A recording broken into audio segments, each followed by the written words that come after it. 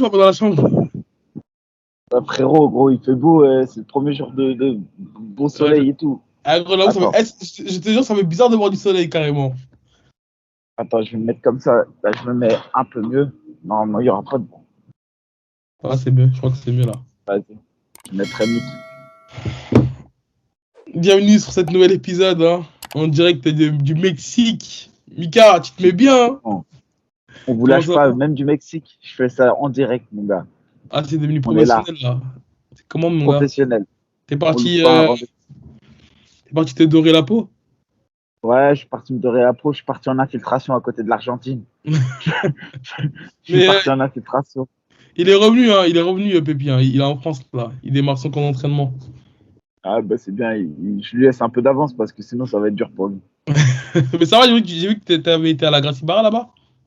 Ouais, je m'entraîne là-bas. Ouais, franchement, c'est pas mal. Après, c'est pas Gracie Barra des États-Unis, je pense, ou du Brésil, hein. Ça va, gars. Mais, mais c'est franchement pas mal. Y a pas trop de pêcheurs, ça va, y a de quoi tourner? Non, il y a des bons gars, hein. Il y a même un mec d'une équipe de Finlande. Et à l'époque, comment dirais-je, j'avais combattu contre Team Pakalen. Et c'était un mec de sa team. Ok. Le monde, il est petit. Effectivement. Bah, écoute, profite bien. Pour cet nouvel épisode, Mika, il y a une petite actualité un peu chargée. En deuxième partie d'émission, on recevra Morgan Schreier qui combat très bientôt là, au Cage Warriors. Donc voilà, avant que ça commence, n'hésitez pas à vous abonner. On est sur Spotify, Apple Podcast. Et voilà. On va revenir un petit peu sur les résultats de ce week-end, sur les événements passés. On a eu l'AEF du côté de Rennes, organisé par Willy Sirop. C'est un événement amateur, ce qui était à sa deuxième édition, mais franchement, qui se place en tout cas comme l'un des meilleurs événements amateurs, hein. Et il y avait plusieurs combattants d'un peu partout, et surtout il y avait le petit frère Abdouragimov qui faisait ses débuts, qui était assez attendu, hein. Tu sais, je me suis dit, mais c'est ouf parce qu'en fait, c'est son premier combat amateur et il y avait quand même de l'attente, tu vois. Il y avait une petite pression, je pense, sur les épaules. Il s'en sort vainqueur, hein, sur une clé de talon. Donc, on aura peut-être un deuxième Lazy Prince dans le MMA game. Donc, en tout cas, voilà, félicitations à Willy Sirop, hein, qui organise ça très très bien. Avec quelques guests, notamment Saladin Parnasse, Benoît Saint-Denis et Abdul qui étaient sur place. Et pour ce qui est du MMA mondial, on avait le Ryan Bader, hein, contre Fedor, hein. Fedor qui a une carrière de plus de 20 ans, qui faisait son deuxième affrontement contre Ryan Bader. Voilà, sans surprise. Ça me fait un petit peu mal, moi, de voir des légendes du MMA finir comme ça, hein. Tu sais, je te jure, chaque frappe qu'il prenait, ça me faisait vraiment mal au cœur. Ça me faisait vraiment mal au cœur. Donc voilà, il a annoncé sa retraite. Il y a eu une très belle photo à la fin de l'événement avec pas mal de légendes du MMA. Et hier, on avait aussi Sergey Spivak qui faisait son premier main event contre Derrick Lewis. Voilà, c'est un combat que j'attendais un petit peu, hein. Pas vraiment de hype sur ce combat-là, surtout que tu as Derrick Lewis qui était sur 3 défaites consécutives avant ce combat-là. Sergey Spivak qui est pas très très connu chez les poids lourds parce que voilà, il avait assez mal démarré sa carrière à l'UFC. Mais là, en tout cas, pour le coup, il a nettoyé le sol avec Derrick Lewis, il le soumet dès le premier round. Mika, t'as pu voir le combat d'où tu étais? Ah, c'est bon, plus de problème. Non, j'ai pas vu, j'ai vu genre les best-of et effectivement Derek Lewis, je pense que c'est vraiment la fin pour lui. Je suis même pas sûr qu'il soit monté avec la volonté de combattre. On Ouais. aurait vraiment dit qu'il voulait faire ses adieux au monde du MMA et et après c'est étonnant parce que quand tu regardes la carrière de Derek Lewis, il est allé là où personne n'attendait, c'est-à-dire à la ceinture de l'UFC, même si c'est dans un contexte particulier. Et en fait, quand tu regardes son niveau de MMA en termes de MMA, il est franchement nul. Enfin, Ouais. nul. Il a un bagage technique archi faible. Et c'est ça qui est ouf, c'est de savoir comment, en poids lourd, tu peux faire une carrière sans bagage technique. C'est incroyable. Ouais, il est. En tout cas, comment dire, sa légende parle pour lui parce qu'il a quand même le record de KO chez les poids lourds. Et comme tu l'as dit, il a fait quand même 2 fois la ceinture. Il l'a fait face à Daniel Cormier et il l'a fait face à Cyril Gane pour la ceinture intérimaire. Donc voilà, après, Sergey Spivak derrière, il a souligné ça. On va dire entre guillemets, appelé John Jones ou Cyril Gane, mais finalement, il a appelé John Jones. Donc je pense que c'est un petit peu trop tôt Mais c'est quand même un prospect, je pense, à surveiller, hein. Il est jeune, il m'a l'air d'être complet, un bon judo et un bon sol. Et c'est ce qui permet justement là de nos jours de performer chez les poids lourds. Donc voilà. Bah, Attends. Clairement, c'est le profil qu'on recherche en poids lourd, hein. C'est des gens qui amènent un peu de variante. C'est-à-dire que là, on a que des profils pratiquement qui bagarrent debout. Le seul qui a un peu un profil de lutteur, mais qui manque de sol, c'est Blade. Et ensuite, on avait Aspinal qui ramenait vraiment la dimension MMA dans la catégorie poids lourd. Là, maintenant, on a le retour de John Jones. Donc, ouais, ça fait du bien de voir un peu ce type de profil parce que jusqu'à maintenant, on n'avait que des strikers ou des gros punchers. Donc là, c'est vraiment cool. C'est ça, c'est ça. Et Mika, il y a une grosse nouvelle qui est sortie, hein. C'est Dana White qui annonce le retour de Conor McGregor contre OTUF, The Ultimate Fighter. Et en fait, il sera coach contre l'équipe adverse qui sera coachée par Chandler. Donc forcément, à la fin de la saison du The Ultimate Fighter, ils vont s'affronter. C'est une bonne nouvelle, hein, et je trouve que c'est une bonne nouvelle aussi pour Conor. Je trouve que c'est vraiment un bon match-up de prendre Chandler qui n'est plus, on va dire, au prime. Et c'est aussi une bonne nouvelle pour Chandler qui pourra avoir son money fight, hein. Je trouve que c'est un match-up équilibré, même si il y a un léger avantage un gros avantage pour Chandler. Qu'est-ce que tu en penses, toi, de cette nouvelle? Ouais, bah après c'est toujours pareil. Connor, là où il est fort, c'est que même si on voit il a déçu sur toutes ses performances, sur sa dernière victoire, c'est contre Cerrone, tu vois, c'est pas non plus. Et Cerrone, on sait, c'est quelqu'un, il est très fort, mais c'est quelqu'un qui est trop assujetti au stress. Dès qu'il y a une grosse échéance, c'est fini, il s'effondre. Et donc ouais, Connor avait battu Cerrone, mais là, je pense que les gens attendent beaucoup de Connor et je pense que ça va être un flop encore. Après, ce n'est que mon avis personnel, mais je ne sais pas comment il arrive à créer ça, Connor. Mais à chaque fois qu'il a annoncé sur une carte, on dit non, cette fois-ci c'est la bonne, il va revenir, C'est vrai, nanana. hein, quel soir. Et puis il va sortir deux, trois grandes phrases, etc. Et voilà, et à un moment donné, ça va réussir, donc il va gagner. Et là, tout le monde dira, tu vois, je t'avais dit. Mais moi, je Ouais. pense que vraiment, Connor, il peut pas être régulier. Il a plus les moyens physiquement de réussir une prépa qui dure sur le long terme. Il peut faire que des one-shots. Et je pense que l'explosivité de Chandler va être un gros problème pour Connor. Quand tu regardes les combats de Connor face à Poirier ou autre, ça a été dur quand même, hein. Et pourtant, c'est des gars qui sont encore dans le top 5 du classement.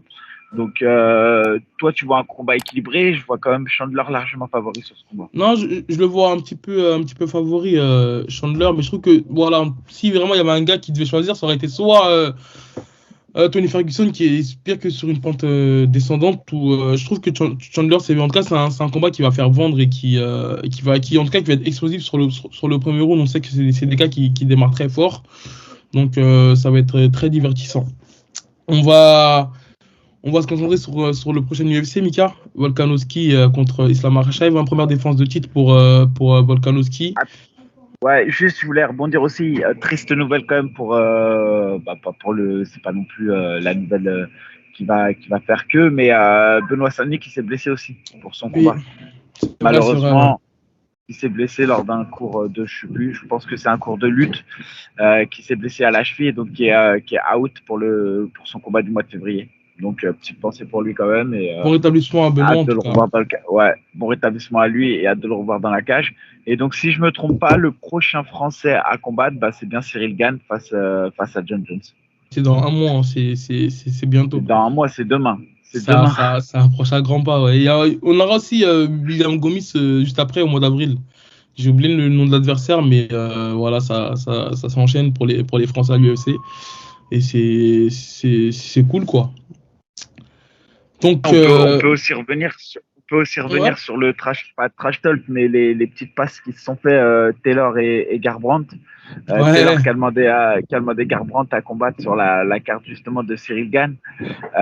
Et Garbrandt qui lui a dit j'ai déjà un adversaire, mais je sais plus ce qu'il lui a dit. T'inquiète pas petit, je vais venir m'occuper de Ouais, toi, en un truc gros, comme ça. ouais, en fait, le call-out, il a très bien été reçu, hein. C'est juste qu'il a dit ouais, qu'il avait déjà un adversaire. D'ailleurs, ils l'ont annoncé son adversaire.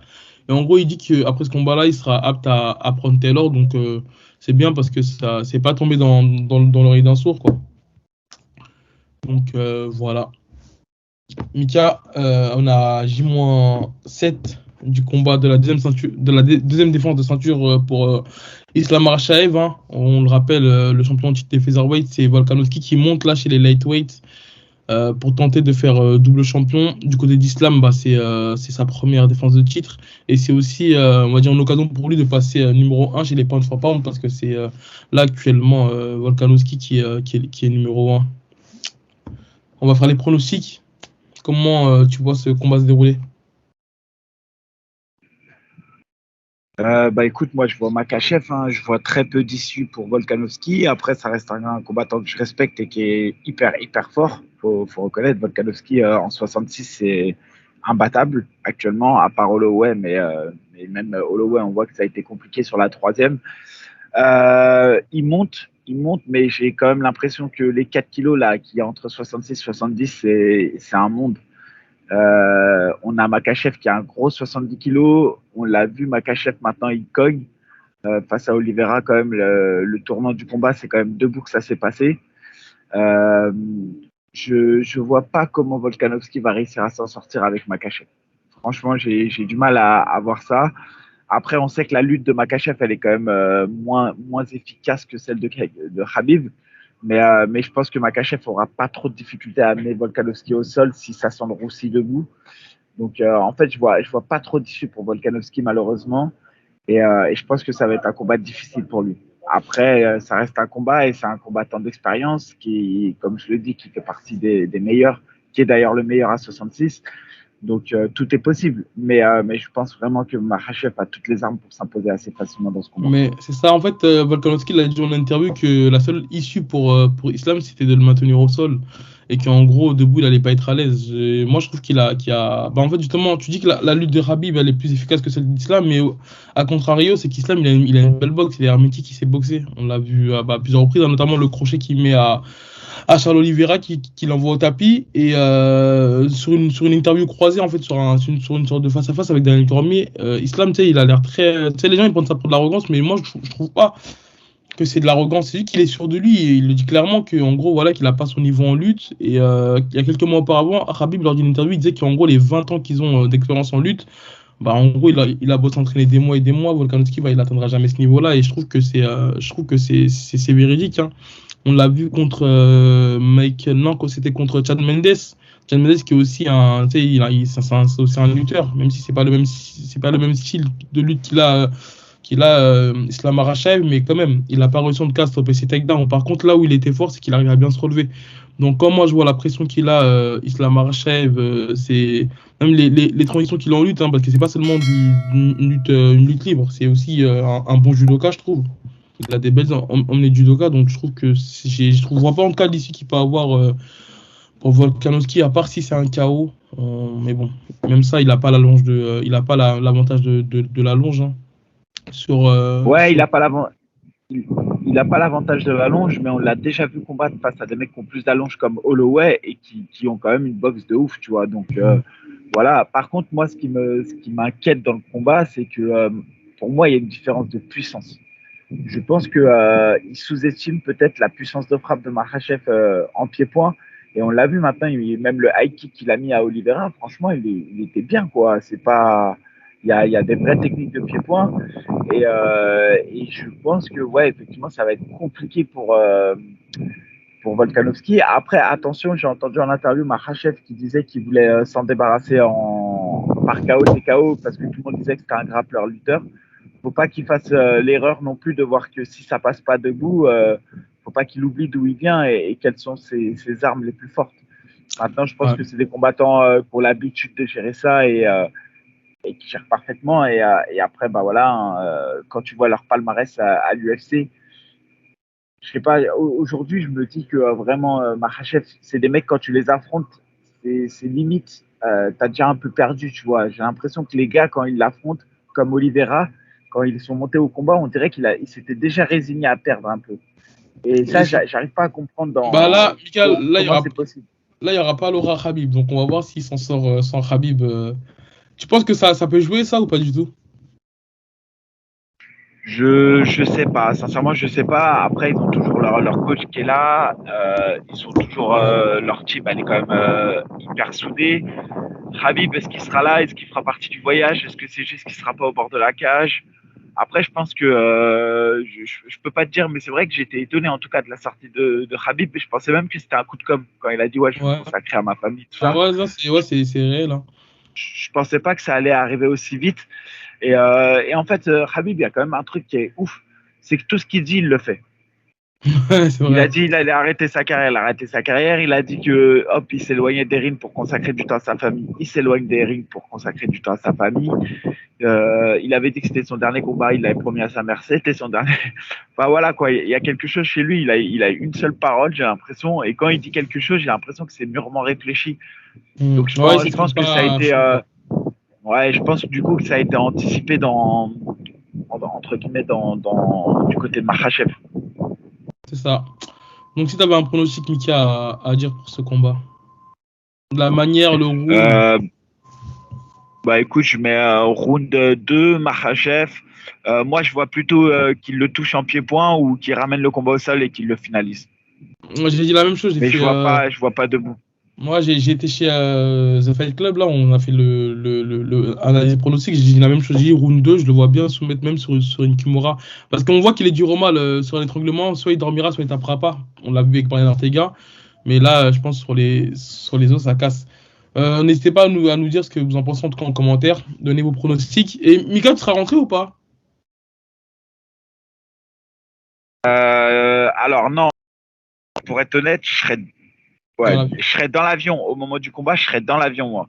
Ok. Donc moi, j'arrive le dimanche à 14h. En tout cas, l'émission, on la Ah, donc tournera il normal. y aura pas de watch party comme on a fait pour Oliveira et Non, Islam. ouais, malheureusement non. Après, par contre, si vous êtes OP, on fera une watch party pour le combat Gann Ouais, contre Jones. On essaiera obligé, de faire ça à obligé. la maison. On fera un gros truc. Ok, bah écoute, on va passer à la deuxième partie avec Morgan Charrière. N'hésitez pas Yes. à vous abonner, partager, commenter. Dites-nous ce que vous en Likez, pensez. commentez, que du positif, parce qu'on dit toujours que du positif. Que du positif. Je te jure. Bon, let's go pour la deuxième partie.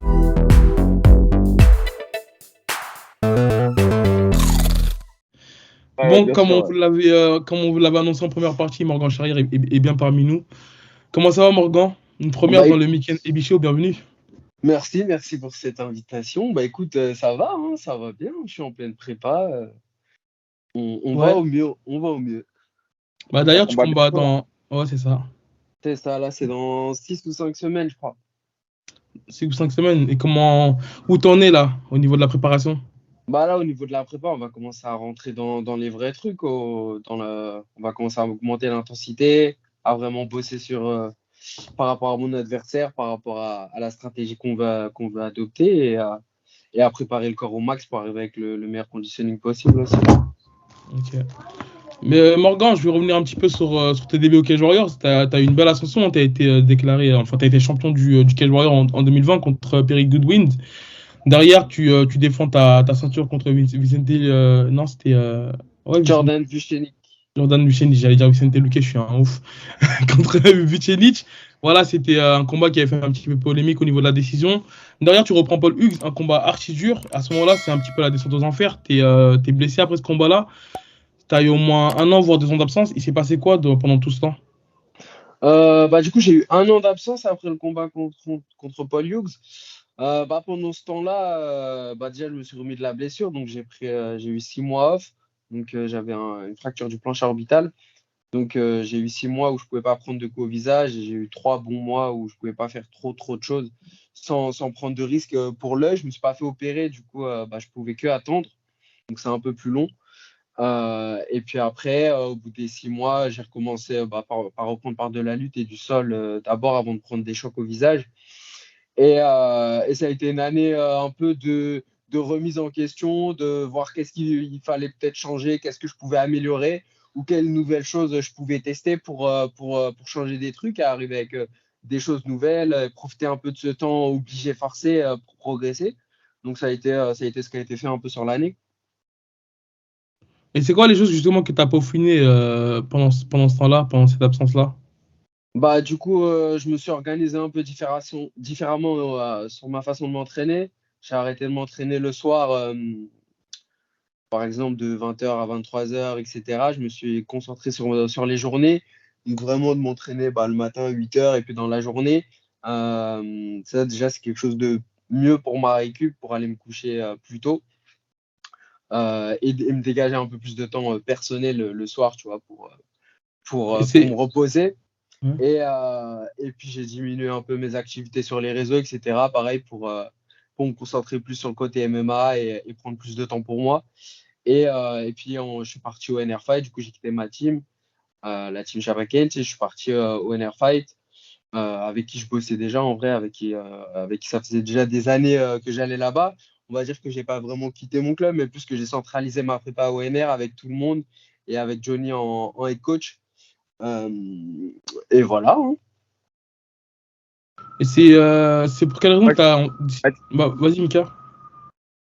Non, moi, je rebondissais sur deux choses. La première, c'est, comme tu l'as dit, en fait, t'as deux grosses activités, puisque les gens ne se rendent pas forcément compte, mais la création de contenu, quel que soit le contenu, c'est lourd. C'est pas facile à faire, ça prend du temps. Et la deuxième chose, bah, t'es combattant professionnel. En fait, la création de contenu, donc je parle du côté de tout ce que tu fais en dehors du MMA, bah, c'est ce qui te permet aussi de vivre confortablement pour pouvoir t'entraîner correctement. Et la deuxième chose, c'est que le MMA, bah, c'est là où tu performes et c'est ce qui fait aussi gagner ta vie. Et du coup, tu dis que on va dire, tu t'es concentré sur la partie MMA, mais comment tu fais pour te concentrer sur la partie MMA si derrière tu coupes tes revenus? Ça, c'est la première question. Ouais, j'ai maintenu un minimum d'activité quand même en dehors du MMA pour pouvoir continuer à gagner de l'argent. On va dire que j'ai quand même de la chance avec tout ce que j'ai bâti de quand même pouvoir travailler régulièrement avec des marques ou lancer des actions. J'ai ma marque aussi qui tourne un petit peu avec mon merch et les programmes de sport. Donc, avec tout ça qui tourne, je peux dégager suffisamment de revenus pour m'entraîner. Et le plus important, c'est de toute façon, c'est de me concentrer sur le MMA. Et puis, quand je combats, je suis payé aussi.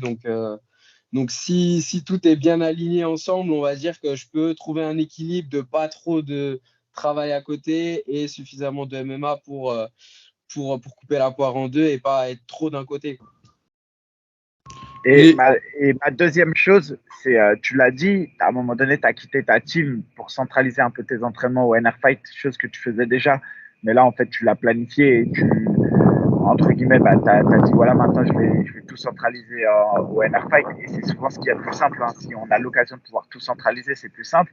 Ma question, c'est de savoir, tu sais, souvent quand on est formé dans un club ou autre, parce que c'est le club de cœur, c'est le club ou des fois même parce que c'est qu'il n'y a rien qui se passe mal, mais c'est juste que des fois, on n'arrive pas à prendre le recul nécessaire pour se dire, OK, je progresse peut-être plus, il faut que j'y aille ailleurs. Et comme il n'y a aucun élément déclencheur pour le faire, on ne le fait pas. Est-ce que tu regrettes cette décision, qu'elle soit intervenue après les défaites et pas de l'avoir anticipée? Ouais, ouais, bah ouais, carrément, ouais. Surtout que c'est des choses, il y a des choses que je pensais déjà qu'il fallait optimiser, etc. Et ouais, exactement comme tu l'as dit, tu vois, c'est un peu dommage que je parte après les défaites et ça aurait été plus sympa de partir au moment de la ceinture, par exemple. Mais à ce moment-là, tu te dis que tu n'en as pas forcément besoin ou tu repousses ce moment et puis il advient le jour où le coup près tombe. ça a été une décision dure à prendre, Morgan, ou pas? Parce qu'on sait que tu as commencé avec eux bah, depuis les Contenders, depuis les combats à l'Urban Legend et tout. Ouais, bah ouais, bien évidemment, c'est la famille, tu vois, c'est des gens qui m'ont coaché, qui m'ont formé depuis que j'ai 16 piges à peu près. Donc, c'est des gens qui connaissent toute ma famille. Quand il se passe des choses importantes, de la même façon, je connais leur famille, j'ai vu leurs enfants grandir, tu vois.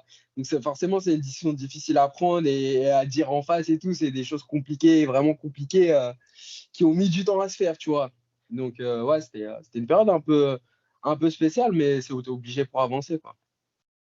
Et peut-être du fait que tu fais aussi beaucoup de contenu, Morgan, est-ce que tu penses que sur le long terme, c'est pas nocif, peut-être pour un combattant d'être autant mis en avant sur YouTube, de faire beaucoup de contenu et d'être aussi combattant à la fois, ou tu penses que tu peux gérer les deux? Non, moi, je pense pas que ce soit quelque chose de nocif. Je pense que maintenant, en 2023, c'est prouvé que sans les réseaux sociaux, sans une présence, tu vas tu vas moins intéresser les organisations, tu auras moins d'éléments sur la table pour négocier, que ce soit ton salaire de combattant, que ce soit tes combats, tes match-ups, ton placement dans la carte. Enfin, tout l'écosystème, il commence à tourner quand même vachement autour des réseaux sociaux. Avant, beaucoup moins.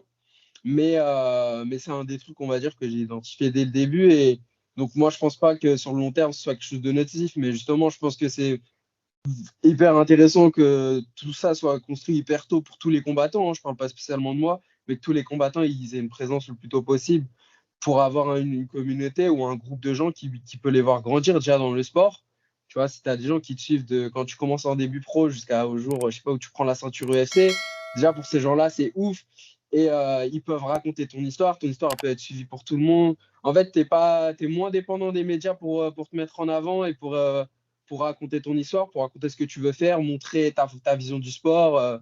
Voilà, faire que les gens ils adhèrent ou qu'ils te détestent, mais qu'ils te regardent combattre. Je pense pas que faut juste bien le faire, quoi. Faut juste vraiment réussir à faire la part et à pas passer trop de temps dans un ou dans l'autre. Mais des fois, c'est dur à identifier, ça, hein.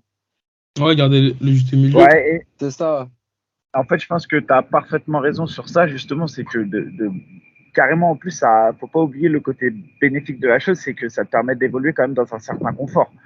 Vaut mieux faire du création de contenu, intéresser une communauté, avoir des gens autour de toi, que d'aller travailler à Rungis, hein. Et Exactement. au Il n'y a pas final, c'est la photo. même chose, hein. Il n'y a pas Et photo, c'est après, clair. par contre, l'aspect nocif, moi, je l'identifie différemment. Et tu l'as dit, hein, tu l'as dit, il vaut mieux qu'il y ait des gens qui te détestent ou qui t'aiment, qui te regardent. Et ça veut dire qu'en fait, en ayant la lumière sur toi, et ça, je le vois de plus en plus, moi, j'ai du mal à percevoir à quel point c'était réel, mais c'est vraiment réel. Je le vois parfois dans les commentaires, etc. Les gens sont mauvais. Il y a certains gars qui sont mauvais, et quand, en fait, tu as la lumière sur toi, même ils te font dire des choses que tu n'as jamais dit, ou alors ils sont, je sais pas comment dirais-je, ils sont vraiment, ils te souhaitent du mal, quoi, les types. C'est Ouais, incroyable. ouais, ouais. Il y a des Et, gens qui te et, souhaitent vraiment du mal et tu les connais même pas. C'est un truc de fou. et du coup, ma question, c'est ça, c'est comment tu gères ça, parce que c'est ça en fait le plus dur, c'est de se dire, bah, attends, moi j'ai une grosse communauté, dans cette communauté, tu as peut-être ceux qui te suivent, etc. Et vas-y, tu as 3, 4 personnes de nocifs, on va dire, mais qui sont hyper actifs. Est-ce que ça t'atteint pas du tout? Comment tu vois les choses? Surtout après tes Bah, 2 défaites, est-ce que tu y as donné plus d'importance que dans la victoire? Parce qu'on sait dans la victoire, on calcule pas forcément. ouais, Mais dans la défaite, forcément, on y attache plus d'importance. ouais, c'est une bonne question. Bah, j'ai déjà répondu un peu sur RMC, mais oula, ça bug ou pas là? Ok. Attends, je vous entends plus. Tu t'as mute tout le monde. Ah, excuse-moi, vas-y. Bah, Ok. Non, on c'est bon. t'écoute. C'est bon pour moi. Ouais, C'est bon. ouais. Ouais, non, non, c'est une bonne question. En vrai, ça m'atteignait pas du tout pendant un gros moment. Ça m'a pas atteint, tu vois. Surtout au moment où vraiment j'ai explosé, entre guillemets, avant la ceinture, vraiment à cette période-là, ça m'atteignait vraiment pas. Je me forçais vraiment à me dire ça fait partie du truc, faut pas que je calcule, hein, etc., tu vois, de pas me laisser atteindre par ça. Et en vrai, c'est un jour, à force, en fait, à force, c'est la répétition. C'est comme la constance de l'entraînement. Bah, la constance des boucs qui t'attaquent, au bout d'un moment, ça peut percer la carapace. Tu vois, si tu as un moment de faiblesse dans ta vie personnelle ou quoi, où tu fais des choses de. Voilà, tu vis ta vie. Il peut se passer un truc, un jour, tu te connectes sur ton téléphone, tu lis le mauvais truc. Et ce jour-là, ça peut t'atteindre ou tu vois, commencer à te faire poser des questions. Surtout que moi, j'ai l'habitude, en tout cas, d'écouter les critiques un peu des gens ou les critiques. Parce que pour avancer, tu vois, je me dis, autant voir, comprendre pourquoi cette personne ne m'aime pas ou pourquoi il dit ça. Peut-être que ça peut m'apporter quelque chose avant de direct le prendre défensivement et de me braquer. Sauf que du coup, après, tu commences à te poser trop de questions et ça peut être nocif de ouf dans la cage pour les performances parce que si tu n'es pas confiant au moment où il faut aller battre, ça fonctionne beaucoup moins bien. Donc, ouais, et après, quand j'ai pris les défaites, c'est encore pire. Du coup, tu n'es déjà pas bien, toi, personnellement. Tu ouvres ton téléphone, tu as encore des gens, ils te rappellent les trucs et ils continuent, ils ressassent, ils t'allument, ils te taillent. Et vas-y, du coup, tu te dis, ouais, vas-y, je vais vivre ma vie, je pose mon téléphone. Mais ça trotte dans ta tête quand même. Tu te dis, ah, c'est bizarre quand même qu'il y ait autant de gens qui soient contents du Et, malheur des autres et tout. exactement. Tu vois, c'est vraiment chelou comme sensation à vivre. Et en plus, si t'en parles aux gens, t'en as, ils vont dire, t'es un ouf, tu vois. Ils vont dire, vas-y, calcule pas, nan, nan, mais bon, faut le vivre pour comprendre vraiment, tu vois. Mais Moi, ouais, vas-y. je veux dire parce que. Attends. Ah, Ouais, je comprends ce que tu veux il dire. a le vent du Mexique, là. Ouais, je comprends ce que tu veux dire parce que une victoire, en fait, une victoire, les gens ils comprennent, ils ont toujours l'impression que genre les combattants ils vivent pour la lumière et tout, alors pas du tout. Parce qu'en vrai, si tu regardes bien, quand tu combats deux trois fois dans l'année et on va dire que tu as la lumière sur toi, vraiment la lumière sur toi que deux trois fois dans l'année et que une fois que tu as combattu le samedi, le lundi matin, tu es tout seul dans ta chambre, il y a personne, tu vois, faut Ouais, arrêter de c'est croire ça, que c'est une vie de exactement. rêve. Et par contre, quand il y a une défaite, les gens, ce qu'ils comprennent pas, c'est que la défaite, au-delà de l'aspect sportif, nous, ça nous atteint psychologiquement. Ça, c'est tous ceux qui ont relevé un défi qui échouent, ils le savent. La deuxième chose, c'est qu'elle peut être physique. On l'a vu, toi, dans ton combat, tu as eu une blessure qui t'a éloigné des rings. Et troisième chose, ça nique ton business. Ça nique ton business et ça t'atteint psychologiquement. Et en fait, les gens, je pense qu'ils ont du mal à comprendre que, à la différence du football ou des sports comme ça, quand tu es dans les sports de combat, la défaite, elle est physique, elle est psychologique, elle nique ton business et derrière, ça entraîne tout un tas de trucs nocifs. Et c'est pour ça que les gens, à chaque fois, ils disent ouais, mais regarde, dans le football, ça critique, nana. Ouais, mais c'est pas du foot. Et je Ça pense n'a rien que, à en fait, voir. En plus, ils sont payés les tous gens les ils mois, les n'arrivent boucs. pas, ouais. Ils ont un CDI dans leur club. Ils peuvent Exactement. Et perdre quand ils toute sont la saison, il n'y blessés, a pas de galère. et C'est ouais, ça. tu vois les mecs comme Eden Hazard, je le prends souvent comme exemple, pourtant c'est un super bon joueur.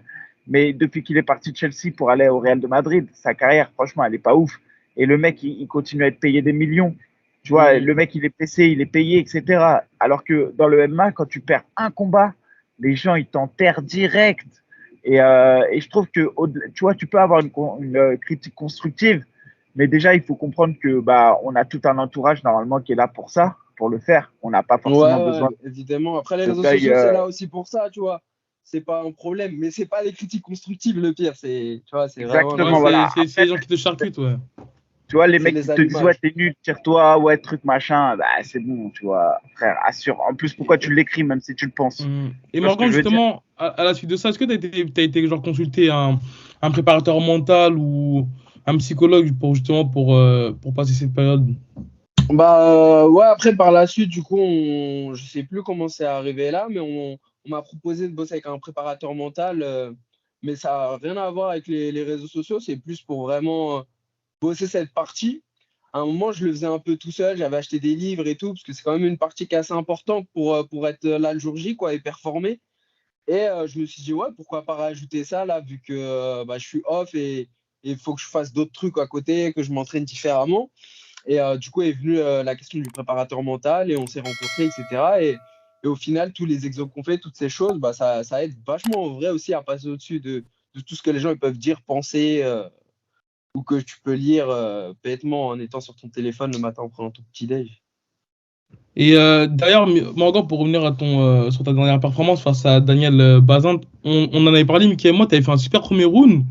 Et je crois que c'est après un takedown, comme tu l'expliquais sur je ne sais plus quelle émission, tu disais que tu t'es un peu sonné sur un takedown, c'est ça? Ouais, ouais, en fait, le premier round, il se passe hyper bien. Je vois tout venir. Enfin, voilà, le combat est comment je me dis, je vais le fumer, tu vois, concrètement. Je me dis, soit je le fume au premier, soit au deuxième, mais il va pas le passer, tu vois. Ouais. Et 10 secondes après ça, j'envoie un gros takedown et je le tire. Enfin, je sais pas, mon corps, il était trop puissant à ce moment-là, je gère pas ma force et je m'explose dans le sol. À partir Ouais. de ce moment-là, j'ai pris un coup du lapin, en fait, je prends un coup du lapin et vas-y, je perds ma lucidité presque direct. Mon corps, il me lâche presque à la fin du premier round alors que c'est moi qui domine, tu vois. Et quand je pars à l'interround, je me sens pas bien, je me sens pas bien et c'est la première fois en combat que je me sens comme ça. Pourtant, je suis prêt, hein, physiquement, j'ai fait ma prépa comme d'habitude et tout. J'ai pas de soucis de cardio, j'ai fait des sparring avant. Mon corps, il a lâché complètement. Après, il y a eu le cutting que j'avais fait 3 semaines avant pour l'Italie qui avait servi à rien. Je pense que ça a joué aussi à ce moment-là, plus peut-être du stress que j'avais sur moi par rapport à mon retour. J'étais sur 2 défaites, là, fallait pas que je me rate. Le mec en face, il était chaud quand même si j'étais largement au-dessus. Et tu vois, tout ça en même temps, je pense que ça a pas tenu. Mais voilà, mentalement, j'étais là et je suis reparti. Et puis, j'ai pas lâché. Je me suis dit, je vais passer par un autre moyen. Et c'est pour ça Et que je dis toujours, moi, quand on combat, j'entends beaucoup de gens qui disent ouais, je veux faire du round, tu vois, ceux qui ont mis du temps avant de revenir. Et moi, je trouve que c'est toujours une erreur parce que un combat, tu le perds sur une fraction de seconde. Et je comprends qu'il faille retrouver ses sensations dans la cage. Mais là, moi, ce que je dis souvent, c'est que dans la cage, dès que tu peux finir le combat, il faut le finir si tu as la possibilité. Ouais, Et je ne comprendrai jamais les gens qui disent tout le temps, ouais, non, mais c'est pour faire du round. Parce que, comme tu l'as dit, sur un takedown, c'est toi-même qui te mets dans une situation parfois délicate. Alors qu'en vrai, tu vois, si tu finis ton round tranquille, tu évites ces genres de choses. Et du coup, sur la suite de ta carrière maintenant, comment tu vois les choses là concrètement à moyen terme? Donc, j'imagine que c'est la ceinture du Cage Warrior, mais tu vas nous le dire. Et à un peu plus long terme. Bah, à moyen terme, je crois que il me reste encore quelques combats, 4-5 combats au cage, peut-être moins, à faire pour le cage. Mon but, c'est déjà de prendre que des victoires avant la fin de mon contrat au cage pour avoir un point de négociation, que ce soit pour rester au cage, aller ailleurs, signer à l'UFC si possible.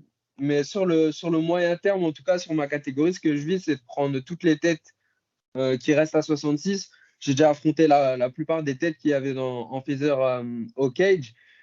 Du coup, là, mon but, c'est vraiment un peu de chasser tous les mecs qui sont un peu de ma génération au Cage Warrior, qui ont signé en même temps que moi. James Hendin, il est arrivé presque en même temps que moi. Donc, moi, je voulais ce combat.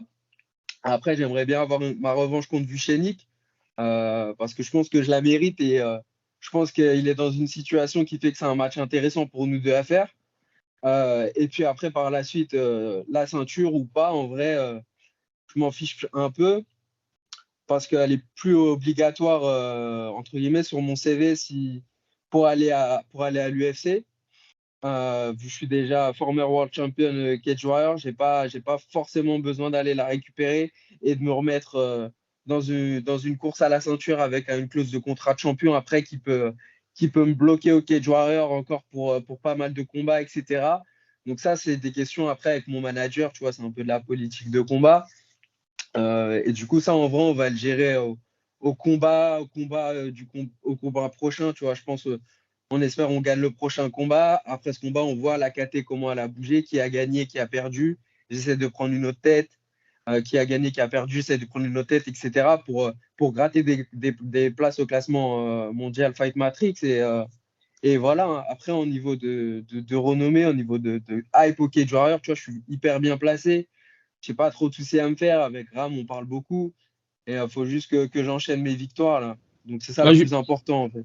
justement, Morgan, il y a quelques mois, avant ton dernier combat, le Cage Warriors, ils avaient annoncé que tu avais re-signé avec eux pour un multi-fight. Et nous, on parle souvent en fait du Cage Warriors, on va dire un peu en négatif, sur le traitement des Français, sur les primes et tout. Sans vraiment rentrer dans les chiffres, est-ce que tu peux quand même nous dire le contrat que tu as, il est quand même particulier vis-à-vis par rapport aux autres Français? Ouais, bien évidemment. Il y a beaucoup de critiques autour du Cage Warrior que je veux entendre. Parce que je suis passé par là aussi. J'ai combattu pour pas grand-chose pour ma première ceinture quand j'ai fait mon entrée au Cage Warrior. Après, du coup, c'est là où on en arrive à ce qu'on disait tout à l'heure. Est-ce que c'est bénéfique ou négatif, les réseaux sociaux, de faire de la com, d'être suivi, de faire des perfs, des bons combats, des trucs qui font un peu de hype? Bah, c'est grâce à tout ça que tu arrives à négocier. Donc, moi, j'ai la chance, du coup, d'avoir un poids dans la balance qui fait que quand ils ont voulu me re-signer, parce qu'ils voyaient que j'étais un bon combattant et que je leur apportais de l'exposition, on a pu négocier un très bon contrat qui fait que moi, j'ai pas à me plaindre au Cage Warrior et que je suis très content et j'ai des bonnes relations avec eux. Et c'est pour ça que j'irai, j'ai pas besoin d'aller ailleurs. C'est quand même une des meilleures organisations européennes. Et puis, ils ont fait leur preuve, tu vois, pour envoyer des mecs à l'UFC. Après, je sais que pour les Français, en général, c'est compliqué au Cage Warrior. On va dire que voilà, j'ai de la chance par rapport aux autres Français grâce au poids que j'ai dans la balance. Après, les match-ups, ils ne me sont pas facilités, ni les décisions. Donc, ça reste toujours difficile. Mais voilà, j'aime bien évoluer en tout cas sur le circuit anglais, essayer de passer par cet endroit, moi, et de faire ça. Tu vois, je ne vais pas dire que j'y mets un point d'honneur, mais j'ai envie d'essayer par ce chemin qui est peut-être plus compliqué, plus dur, mais c'est comme ça. Et au niveau justement, Margot, il y a quelques questions là, donc je vais qui recentrent le même sujet, c'est le RS. Moi, je le sais de source sûre qu'à un moment donné, le RS ils avaient essayé de te signer. Pourquoi ça n'a pas abouti? Parce que ça aurait été aussi un avantage de combattre à Paris, d'avoir ton public qui te soutient directement sur place. Et je pense que au niveau des primes, c'était pas une proposition assez alléchante pour toi? Oui, oui, il y a le RS qui voulait et qui veut peut-être encore me signer. Bah, après, c'était une période où j'étais encore en contrat avec le Cage Warrior. Donc, moi, personnellement, je ne me vois pas casser mon contrat avec le Cage Warrior pour partir au RS. Je préfère finir les choses bien avec l'organisation et partir sur une bonne note, que ce soit personnellement avec les gens de l'organisation, du coup, que je connais depuis plusieurs années, avec qui on s'entend très bien, et que ce soit même dans la manière de partir du Cage Warrior, tu vois, de ne pas partir après des défaites, etc. Voilà, de partir sur des victoires avec le pouvoir de choisir et de pouvoir poser mes conditions. Et puis à ce moment-là, c'était pas spécialement la chose à faire en ayant discuté avec mon manager, etc. Après, moi, je suis pas fermé à peut-être un jour aller au RS ou aller dans une autre organisation. C'est juste que vraiment, pour le moment, je pense que mon histoire au Kedjara, elle n'est pas terminée et que j'ai pas envie de partir comme ça parce qu'après la ceinture, j'ai perdu et que ça s'est pas bien passé. Tu vois, je suis pas ce genre de personne et j'ai pas envie de lâcher le steak, on va dire, au Cage Warrior et d'aller voir si l'herbe elle est plus verte ailleurs, même pour une histoire d'argent. Tu vois, je fais pas du MMA pour l'argent. Je pense que la plupart des mecs, en tout cas de ma génération, on n'a pas commencé pour l'argent parce qu'il n'y avait pas d'argent. Tu vois, donc moi, c'est pas tu vois, pour, s'il faut dire des chiffres, entre guillemets, même pour 20 000 de plus, tu vois, c'est pas quelque chose qui va me faire pencher dans la balance. Je gagne de l'argent dans ma vie de tous les jours, tu vois, j'ai un toit sur la tête, je mange, je peux m'entraîner. Moi, ça me suffit déjà, tu vois, quand j'ai commencé le MMA, on m'aurait dit, tu vas être payé et tu vas pouvoir que faire du MMA. J'aurais dit, la vie va vers, ok, il n'y a pas de galère, tu vois. Et même si j'aurais perdu tous les combats, enfin, tu vois, genre, à l'époque, il fallait taper à la mort pour pouvoir faire du MMA. Et c'est impossible, c'était impossible, on pouvait pas en vivre. Ça veut dire là, moi, déjà, je suis déjà très, très content de pouvoir faire du sport tous les jours et mettre à manger dans ma gamelle et en plus pouvoir partir en vacances, tu vois. C'est genre, je suis en bénéf total. Donc je prends mon temps et j'essaie de faire les choses bien. Et le jour où je combattrai en France, tu vois, j'aimerais bien que ce soit vraiment quelque chose. Donc autant rester encore un peu à l'étranger, continuer à avancer dans ma carrière. Je suis encore hyper jeune et que quand je combatte en France, ce soit une vraie fête et que ce soit pas parce que j'ai perdu à l'étranger que je revienne. C'est nul, tu vois. Ok, moi j'ai une toute dernière question, Mika, à part si tu en avais une avant. Ah non, moi c'est bon, c'est Ok. carré. Bah, comme on disait au début, là tu combats le 17 mars hein, contre James Eden. Tu peux nous parler un peu de ton adversaire, stylistiquement, s'il y a un Ouais. niveau d'opposition ou pas? Ouais, bah James Hendin, du coup, comme je disais, c'est un mec qui a révoqué genre plus ou moins en même temps que moi, donc il y a quelques années. Il a déjà eu une chance à la ceinture, mais voilà, ça compte pas tellement, j'ai envie de dire, parce c'était un short notice contre Vucenic, donc il n'avait pas préparé le combat. Mais bon, il était censé être prêt parce qu'il était prévu sur un autre combat sur la carte, je crois. Et il perd par étranglement, du coup, contre Vucenic. Il était à 7-1, je crois. Et sa seule défaite avant, c'était contre Paul Hughes, justement. Donc, il fait un peu partie du trio dont moi, qui font que de s'entretuer pour la ceinture. Et je ne l'ai pas encore affronté. Donc, sachant que là, moi, je viens de prendre une victoire et que lui aussi, il vient de reprendre une victoire, pour moi, c'est un combat logique à faire dans la KT Featherweight pour déterminer le prochain challenger à la ceinture ou en tout cas qui est dans le top du cage warrior. Moi, je le vois plus comme ça. Je le vois plus comme pour se placer, voilà, contender ceinture ou en tout cas, voilà, parmi les mecs du top. Donc, c'est un combat intéressant à faire sur le circuit anglais parce que moi, je vois aussi ça de façon par rapport aux spectateurs qui suivent là-bas. Et affronter Jameson Dean, ça fait totalement sens dans la catégorie du Cage Warrior par rapport à son placement, par rapport à qui il a affronté. Il est à 7-2, je crois. Il a perdu que contre Vucenic et Paul Hughes. Moi aussi, pareil. Donc, on est un peu sur la même situation. Il a un bon public en Angleterre. On va combattre à Londres. Donc, voilà, il y aura le choc franco-anglais habituel que j'ai l'habitude. Et c'est ça qui vend là-bas. Donc c'est un combat complètement logique. Peut-être un peu moins logique pour la scène française, mais moi, sur le circuit auquel j'évolue, c'est totalement logique de faire ce combat. Et après, sinon, pour parler de James Hendin, James Hendin, bah, c'est quelqu'un qui est assez complet. Il a une grosse anglaise et il envoie des takedowns et il cherche à mettre soit du ground and pound, soit à prendre le dos pour soumettre. C'est un style qui me convient quand même pas mal. En termes de taille, il n'est pas plus grand que moi, donc ça c'est cool parce que j'ai d'habitude beaucoup plus de mecs plus grands que moi. Et physiquement, je pense pas qu'il ait un plus gros impact que moi, donc je pense que c'est un combat avec lequel je pars un peu avec des avantages et peut-être favori. Je vais pas dire que c'est tout bénef pour moi, mais presque. Je suis content de l'affronter. Ok, ok. J'ai une, j'ai une question justement sur ça, sur ton dernier combat, mais c'est peut-être lié on en avait parlé vite fait au RS, c'est peut-être lié au fait que tu avais fait un cutting avant. Moi, je trouvais que ton dernier combat, c'était bien parce que tu avais perdu en masse musculaire et je trouvais que ton footwork au premier round, il était bien plus efficace que ce que toi, tu es un combattant qui est imposant pour 66 kilos. Musculairement, t'es costaud. Et j'ai trouvé qu'à ton dernier combat, tu étais un peu plus fin et que tu te déplaçais un peu plus en mode kicker ou du moins tu avais un jeu de déplacement plus intéressant. Tu continues sur cette voie ou c'était vraiment lié au fait que tu avais fait un cutting juste avant? Du coup, ouais, déjà, c'était vachement lié au fait que j'avais fait un cutting juste avant. Du coup, j'avais dû me maintenir pendant 3 semaines à un poids plus bas que mon poids auquel je marche tous les jours. Et du coup, je suis arrivé plus léger au fight que d'habitude, vu que je suis parti de moins haut. Mais ouais, effectivement, je pense que c'est un truc que je vais garder du coup. Parce que je me suis senti quand même bien dans la cage en termes de déplacement, comme tu le disais, en termes de légèreté et de rapidité sur mes coups et sur les transitions.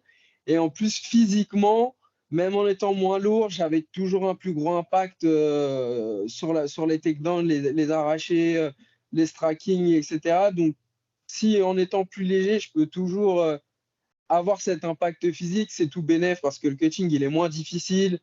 Du coup, je suis forcément moins fatigué le jour du combat. Et puis, ça enlève du stress sur la période de prépa pour perdre du poids parce que du coup, j'ai moins à me concentrer sur mon assiette et plus sur le training, quoi. Ok, ok. Bah, écoute, Nice. Morgan, moi, j'ai plus de questions. Lucas, je sais pas si tu as une dernière question à lui poser Non, moi, ou. c'est carré, c'est ça. Ok. Bah, écoute, Morgan, merci d'avoir répondu à notre question. Merci de nous avoir accordé du temps. C'était Bah, un merci à vous. plaisir. On te souhaite tout le succès, en tout cas, pour ton prochain combat et pour la suite. Merci, Ouais, Et les tu gars. force à toi pour combattras la le même prépa. soir que. Ça sera le même soir que Mehdi, c'est ça? C'est ça. Ouais, ouais, c'est ça. Il y a Mehdi qui combat avec moi sur la carte.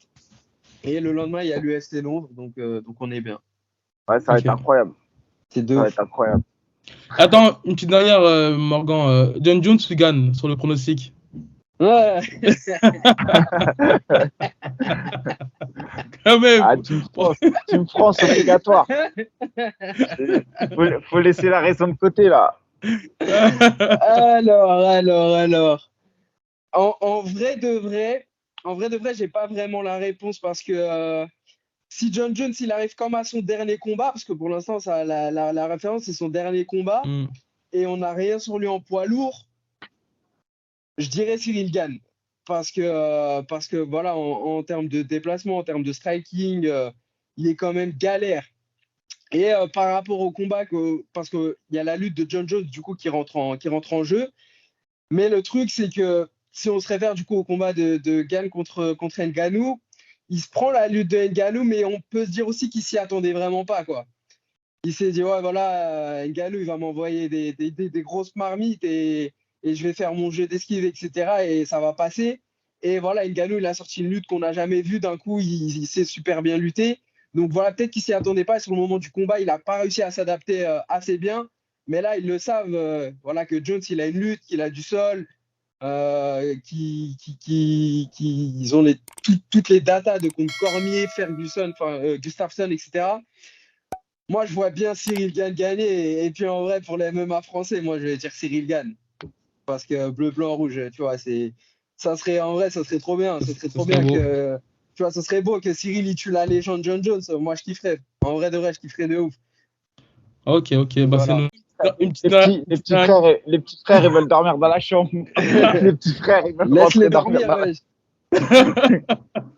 Bon, ok, une petite dernière question. Il y avait une petite polémique il y a quelques mois sur Cyril qui avait dit des propos un petit peu, on va dire, déplacés parce que on vous voyait parfois ensemble à certains moments, qui disait que tu étais un petit peu limité, que tu es là, avait pris le dessus. C'est forcément des propos que tu n'avais pas bien, que tu avais mal pris. Et qu'en est-il de cela? Bah, du coup, alors, ce qu'il avait dit, c'était que est-ce qu'un jour j'irai à l'UFC, d'après lui, etc. Du coup, il avait dit qu'il me trouvait un peu limité pour aller chercher la ceinture UFC, mais que je pourrais faire des très bons combats à l'UFC, voilà, etc. Et puis que Taylor était meilleur que moi et m'avait défoncé en sparring. Mais voilà, bah, du coup, en vrai de vrai, je m'en fiche un peu, déjà. Je m'en fiche un peu parce que, non, pour de vrai, je m'en fiche. Enfin, ok, tu vois, enfin, c'est son avis. Tu veux que je dise quoi d'un mec qui dit, voilà, je suis limité pour aller prendre la ceinture UFC. Déjà, je suis même pas à l'UFC. C'est-à-dire, moi, quand j'ai vu ça, j'ai dit, ouah, c'est sympa de me poser cette question déjà et d'y répondre comme ça, mais moi, je me vois pas encore prétendre aller chercher la ceinture UFC, tu vois. Donc, que quelqu'un dise que je suis limité pour aller prendre la ceinture UFC, je peux dire oui, tu vois. Je peux dire oui, c'est vrai, oui, non, c'est pas vrai. On sait pas en vrai, tu vois. C'est pas le moment, on n'y est pas encore. Moi, je l'ai plus pris un peu mal parce que, bah, de un, j'ai rien demandé, frère. Moi, j'étais de mon côté, je fais ma life tranquille. Et d'un coup, je me connecte et voilà, t'as Cyril Gagne, champion intérimaire UFC. Donc voilà, c'est une parole qui compte dans le MMA français, Bien quand sûr. même. C'est une personne que je côtoie, en tout cas, que j'ai vu plusieurs fois. On a rigolé ensemble, tu vois, il n'y a pas de problème. Je lui donne de la force, il me donnait de la force. Et en fait, le voir répondre comme ça, un peu me descendre pour un peu monter Taylor, même si c'est fait maladroitement et tout, ou que c'est pas fait exprès, ça m'a un peu déçu, tu vois. Je me suis dit, ouais, c'est dommage que le champion UFC, il est français, on lui pose une question sur un français, au lieu de dire, ouais, je sais pas, non, bah voilà, Ouais. Morgan, il est Cage Warrior, c'est un bon combattant, là, il est sur 2 défaites, on verra. On peut pas parler de ceinture UFC ou même d'intégrer l'UFC parce que c'est pas le moment d'en parler. Et c'est Ouais, il pas a le été dans time, les tu vois, détails. c'est pas le Ouais. timing. Moi, je pense que c'était pas le timing de parler de Morgan à l'UFC. Je suis sur 2 défaites. Pourquoi on parle de Morgan à l'UFC, de ce que je vais y faire? Forcément que tu vas Mhm. pas dire que je vais taper le top 5 ou que je vais aller prendre la ceinture. Donc voilà, j'ai trouvé ça un peu dommage qu'ils répondent de Mhm. cette manière. Genre, j'aurais préféré voilà, qu'ils soit ils disent bah, pourquoi tu veux que je parle du UFC? Ben, il a perdu et voilà, on y passe. Ouais, Et puis sans voilà, trop rentrer dans les détails du sparring, l'histoire quoi. l'histoire du sparring, pareil, voilà, rien à voir. Enfin, si tous les gens qui un jour ils m'ont niqué en sparring, ils vont faire une vidéo, ça va faire beaucoup de gens parce que ça fait longtemps que je m'entraîne, tu vois. Et puis après, est-ce que je me suis vraiment fait niquer à ce moment-là? Je sais pas non plus. Et puis, si je me rappelle pas vraiment, moi je me rappelle juste avec Taylor, on s'est envoyé dans la tronche et il préparait son combat. Voilà, Fernand m'avait demandé d'imiter son adversaire. Moi j'étais Mhm. out of shape, je rentrais de vacances, ça faisait 2 semaines. Forcément, tu vois, je suis pas là pour gagner le sparring. Enfin, déjà, personne gagne un sparring. Donc moi, je suis pas là pour gagner le sparring. Donc après, c'est des trucs de combattants. Donc franchement, ouais, voilà. Ouais, Taylor, il en a gagné plusieurs des sparring même. Ouais. Il Ok, en a ok. gagné plusieurs. Enfin, tu vois. Donc, ouais, non, c'est juste dommage que le champion UFC français, il m'a un peu descendu. Et Voilà, aujourd'hui, moi, c'est votre plus ça relation, qui m'a vous déçu. avez échangé? Vous avez échangé là-dessus ou pas du tout? Non, on n'a pas échangé. On n'a pas échangé. Je vais pas parler parce que forcément, j'ai pris le seum. Tu connais. Ok. Ça, Au ça moins, fait, ça fait jamais très plaisir. Ça fait jamais très plaisir. bah, merci de ta transparence, Morgan. C'est bon, je Pas de pense qu'on est souci. bon, hein. Force pour ton Voilà. combat. Ouais, on est Mika, c'est bon, carré. tu peux aller bronzer. Tu peux aller bronzer? Ouais. Vas-y. Parce que Bonne je suis bronzette. blanc, je suis un peu trop blanc par rapport à vous. Il faut que je prenne des couleurs, les gars. On t'accueillera, bras ouverts dans notre communauté. Vas-y.